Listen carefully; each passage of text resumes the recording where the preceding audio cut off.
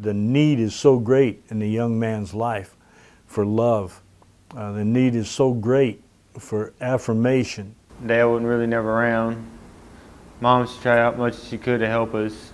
My mom didn't want to be with him because, he beat her and stuff like that. There's nothing I could do about it because, I was young. And when I was at school, I was sleeping because I was tired from working and staying up all night taking care of my sisters and mom.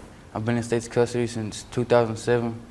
First year was through group homes, getting kicked out of them, running from them, fighting. Like, as soon as I took that first step into that gang, man, it was like hell breaks loose, literally, man. These young men know that there's something missing in their life, that things are not the way they're supposed to be. It's like I'm searching for something to fill that hole inside of me, but that gang, it's like it couldn't do that though. I've been in and out of juveniles facilities because I was truancy, and I just had a rough life. Well, we have a chance to intersect these boys before they sow the seeds that they will have to reap. I think that anytime we can involve adults in a positive relationship with the students outside of my staff is going to be a good thing. I think the biggest effect that we have had within the facility has been the thing of trust. We're there every week.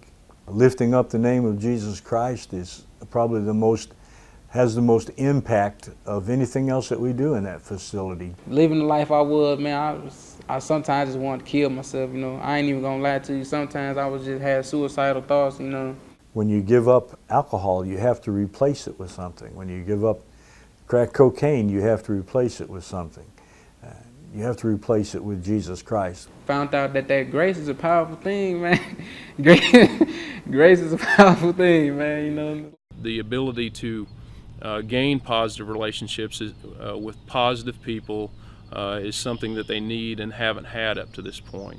All the other mentors, they just helped me out and they showed me the right path. They showed me to the Lord, and I really appreciate that. And I've learned a lot from them, and we're getting baptized in like next week. All of the people that come up here for Focus Ministries, man, I love them. Man, I love them like guys, like they my family, like they my actual blood family. The mentors, they really do help, especially for the ones that don't get visits. They have somebody to talk to about their problems, and because we need that up here, we need that a lot more than people think we need it. They talk, they real, they keep it real with you. They give their testimonies of what Christ did for them, how he changed them, like how they live in that change out through their life. The people that are there don't match the facility. The facility is a very old, harsh-looking prison, and the people that are there are young men with dreams and hopes and visions. What I hope to do is bring my family to Christ, man. Help them know there's something better out there than, the dark world that we living in right now. One of my dreams is that my mama's got arthritis in her bones, and by next year she probably won't be able to walk. So I want to build her a house that she ain't got to worry about paying bills and make sure she's happy.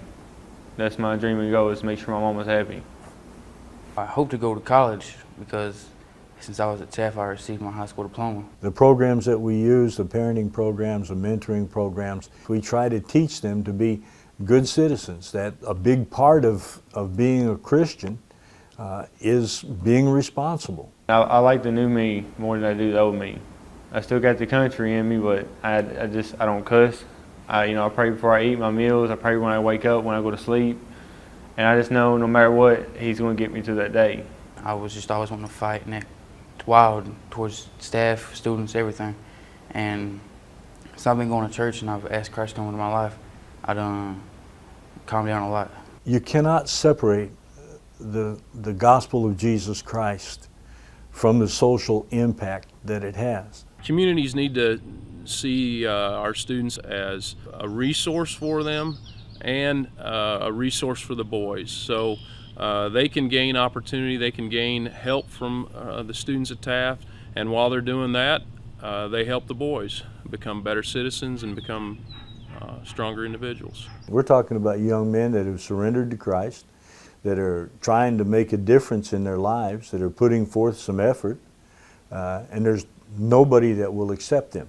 Any man that's been incarcerated has to battle his way back into the church. He's not accepted in.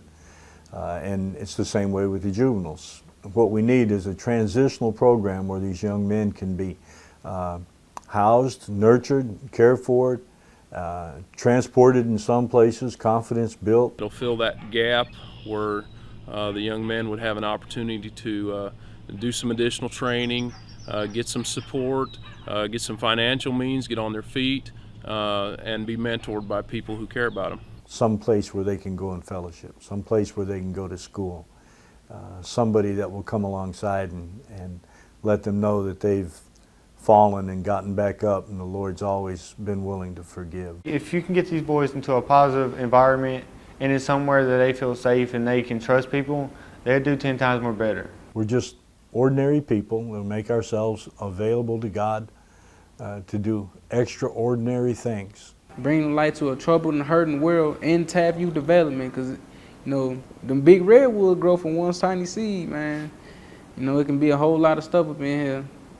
You know, change one person around, you know, it's going to be infectious. The students aren't lost at Taft. They need some guidance. They need a little direction and little positive suggestions and positive influence that'll help them get back on track and help them reach a positive outcome. That's why we need more volunteers. That's why we need more church involvement. That's why we need people who are willing, who actually believe that a human life is worth time. It would change their life so much. At least know that somebody cares for them. Because most of these kids ain't got nobody. And it bothers them a lot. That's why they act up. And they just want somebody to care for them. They want somebody to say that they love them.